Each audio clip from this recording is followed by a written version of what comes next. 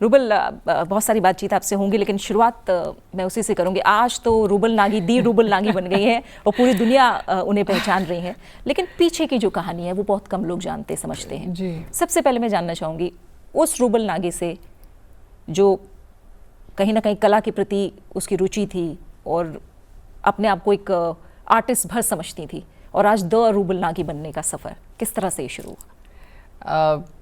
मैं सबसे पहले तो ये कहूँगी जो मुझे जानते हैं वो उनको एक बात पता है कि रूबल नागी को बच्चों से बहुत प्यार है। मैं जब खुद बच्ची थी तब मैं बच्चों के बीच में घिरे रहती थी, और कहीं ना कहीं कहते हैं ना कि ऊपर वाला आपको एक मिशन, एक एम से इस दुनिया में भेजते हैं।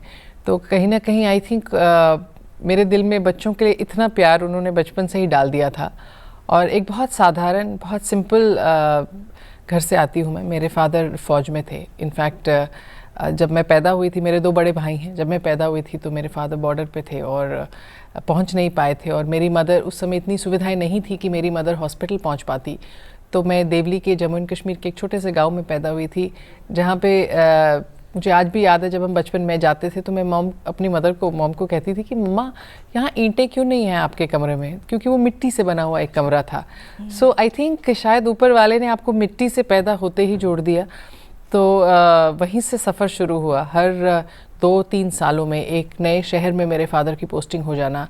और India is so diverse culturally, language, food, रहना, खाना पीना, आपका पहन, हर चीज़, लैंग्वेज, हर चीज़ बदल जाती है हर स्टेट में। तो जब आप अलग अलग स्टेट्स में बचपन से ही जाते हैं तो आपको ऑलरेडी सीखने को बहुत कुछ मिल जाता है। तो यहीं से मेरी शुरुआत हुई। और फिर जब मैं 19 साल की थी और मैं मुंबई आई, मेरे जो हस्बैंड हैं वो मुंबई से हैं, तो वहीं से मेरी आर्ट की और वहीं से मेरे सोशल वर्क की जर्नी शुरू हुई। यानी